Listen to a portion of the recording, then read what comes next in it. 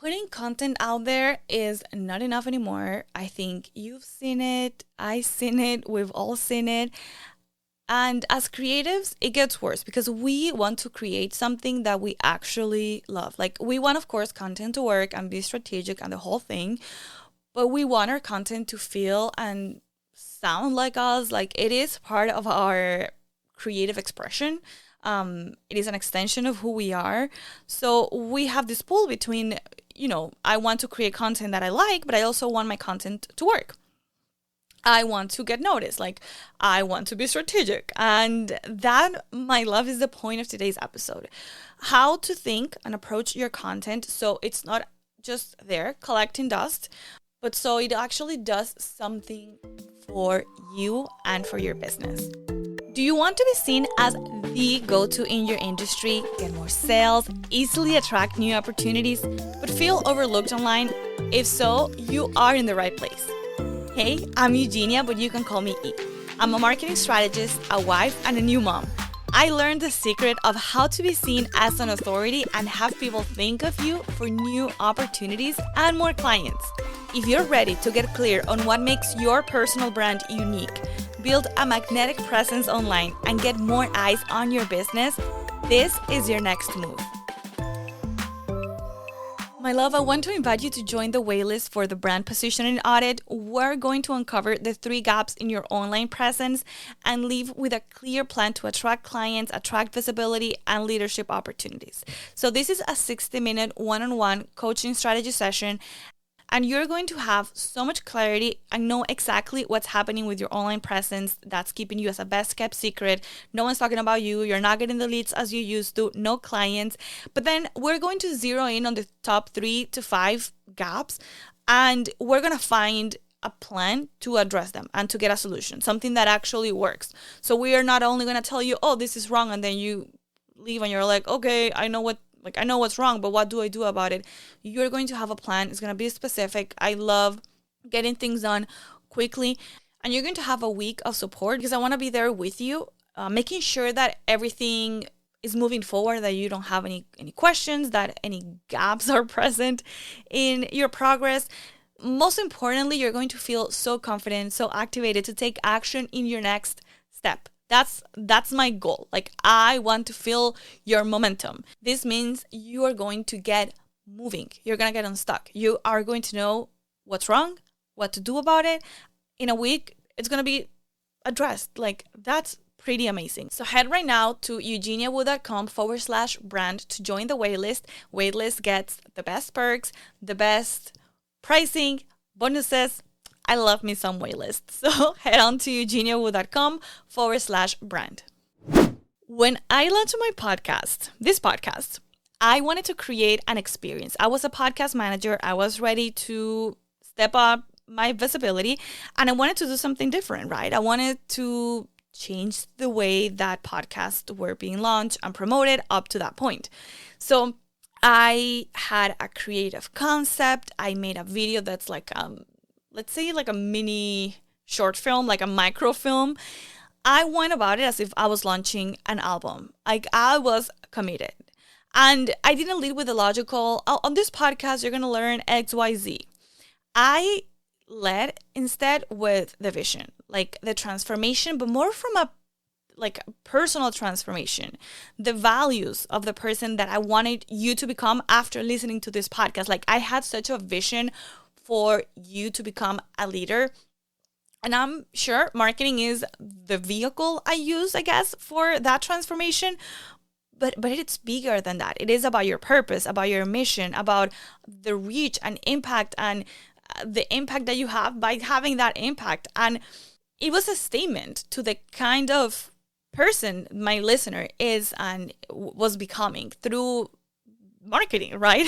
I really wanted it to be a getaway to all the possibilities that your brand has. And that vision hasn't changed, which is pretty exciting, considering how much I used to change. But what I mean is that launch strategy that landed the podcast.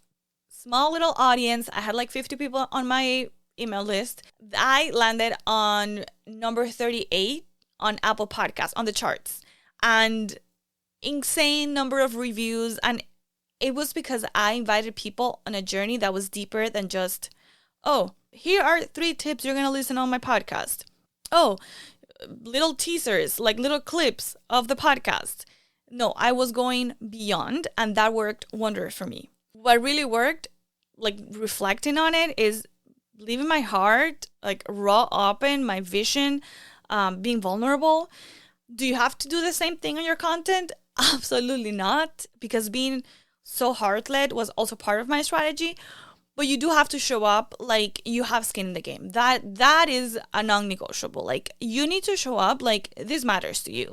Like, this is important, because it is important, right? So how do you build this? How do you feel, or how do you build a content system that gets you recognized, that gets people activated, moves them right to action? That's what we're going to discuss on this episode. We're going to discuss the difference between expert content and authority content, why tips and tutorials aren't enough for positioning, the power of having an editorial identity. I love this one. And what it takes to become known for your ideas and not just what you know. This is going to be a fun training. So first of all, authority versus expert content. You know, I like to reframe the way you think about things. Experts teach information, and authorities, they lead transformation. The first one, the expert, they have tips and tricks, they have how-tos, they learn something new, and they share information, which being an expert is not easy. Like, I'm not diminishing being an expert at all. But authority, they have a larger vision. Like, the tips and tricks, they are part of something bigger. Like, I can be an expert on marketing, and I can tell you about email marketing, subject lines. I can tell you if your landing page is clear, like your message is clear on your landing page. Like, I can have those tips and tricks and how-tos. And of course, I am an expert of marketing. I have put in my reps, done my education, MBA, the whole thing. But as an authority, it is about something bigger than marketing, right? It is about using your voice to be a catalyst of change and have an impact on people. That's why I'm so passionate about the work I do on this podcast and marketing. It is about something bigger. So when you are an authority, you start thinking about something bigger. Not to say that you never share tips and tricks, because there's a place for that, but the authority, her mind is set on something bigger. And this is so important, because if I, as the audience, I'm going to listen to you, and you're telling me, hey, we are going here, like this is a destination, you're going to have to move, you're going to have to change. I need to feel safe, and I need to feel like you, the authority, you know where we're going. Like, this is not, sure, tips and tricks, I don't care. You are taking me to a destination. And I need to feel like you are clear about that. So how do you move from expert to authority? Reducing your how-to content, super important. And if you post it, because again, there's a place for it, share why is that relevant. And next to being relevant, there needs to be context. Like, don't just say things and leave it blank. Like, oh, 5 high-protein meal ideas. Like, cool. I'm not going to see you as an authority. I'm going to see you as an expert on nutrition, on protein, sure, but not as an authority. Give me context. Like, what are you talking about?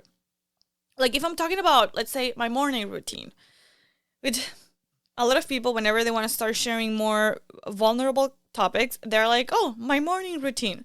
Sure, that is valuable, but how do you make it about the audience? How do you make it relevant to them? Let's change it. Let's make it a morning routine as a new mom running a business. Oh, now I, as the audience, if I'm busy and I'm running a business, I can see how do you structure your days? How do you prioritize your life in the mornings? Okay, now you are an authority now. Now that makes you more interesting.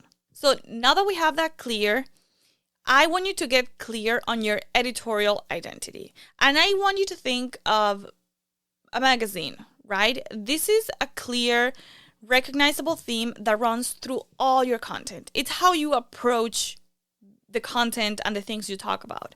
So a magazine, they have a specific tone. Like some magazines are very scientific, to the point. Some magazines can approach the same topic from a more like witty lifestyle perspective. The topic is there, is how you approach it that makes it editorial. And you have an angle, right? Like as a magazine, they have angles. You need to get clear also on that angle.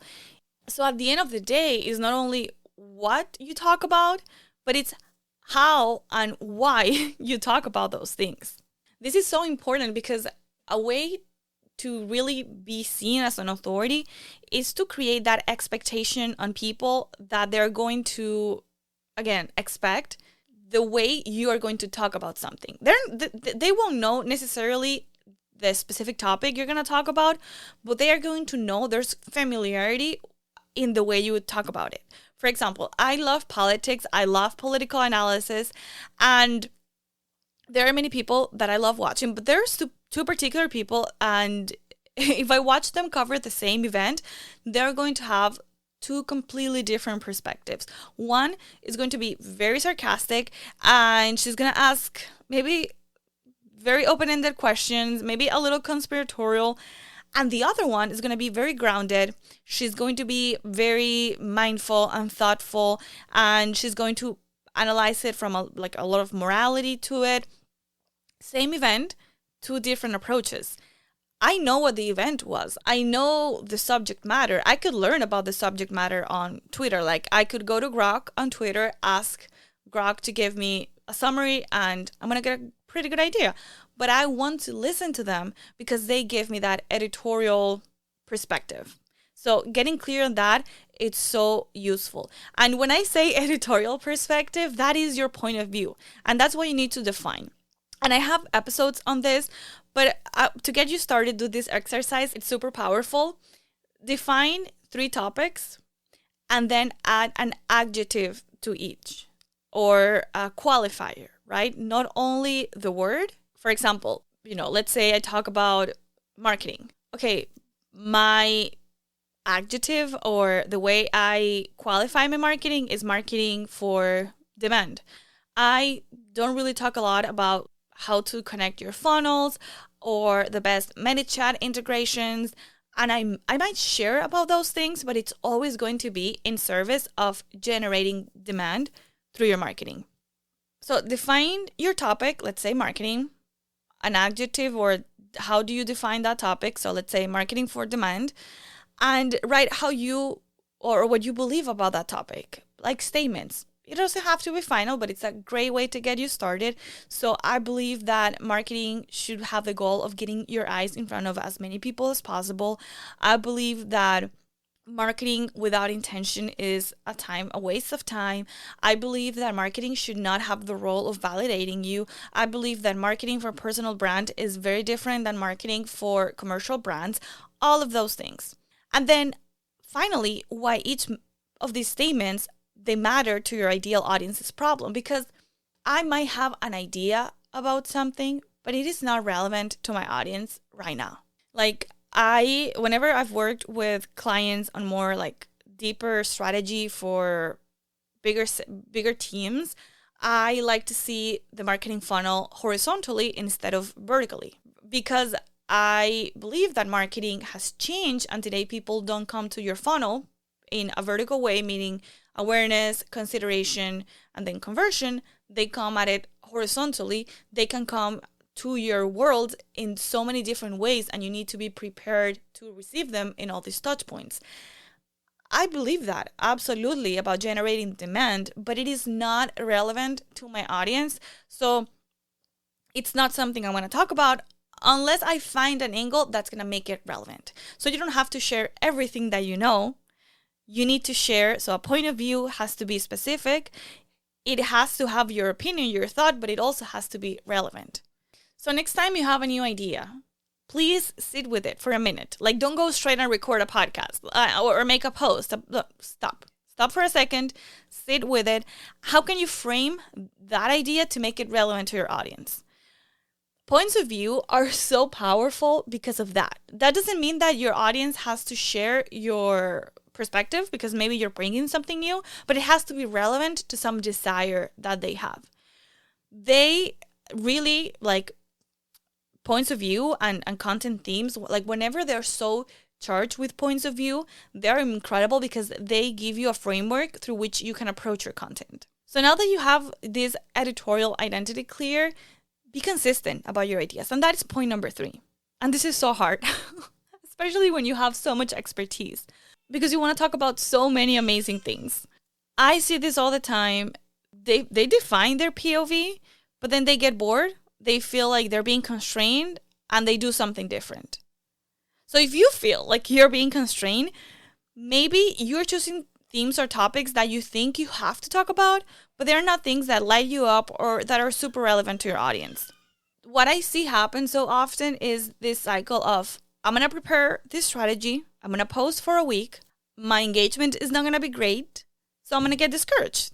I'm going to ghost my audience, I'm going to rework the strategy, then I'm going to come back with a new strategy, with a new POV, then I'm going to have new pillars, I'm going to post for a week, so I'm not going to get great engagement because I just ghosted my audience for a month, and the cycle repeats forever. We need to break that cycle. And I know it because I've been there, my clients have been there, and they were not newbies. Like, they were seasoned and experienced. Like, this happens so often. No level of success is going to shield you from experiencing this discomfort in the transition of like, I'm posting this, I'm not getting the same engagement, so I need to try something new. No, you can do it because you can do hard things. So how do you fix this? And this is the hardest because it requires so much self-control. But you need to decide. You need to make a decision. And I loved how Tony Robbins says that decisions are choices we make and we don't come back. Like, if there's a car that you have your kid with you on the street and your kid is crossing the street and there's a car that's coming straight for your kid, you decide that you're going to push your kid out of the way. That's a choice. You just go for it. You don't say, oh, I'm going to push my kid out of the way, and then halfway through, oh, maybe I can, make a sign to the car, or oh, maybe I can scream instead of pushing, or maybe I shouldn't. No. You decided you're going to push that kid out of the way. That's it. Like, no second guessing. That's exactly what making a decision means. Commit to it, seriously, for 6 months. Stay committed to those conversations. Give your voice a chance to mature. Give people the chance of getting used to the change to your voice. Like, give them a chance, right?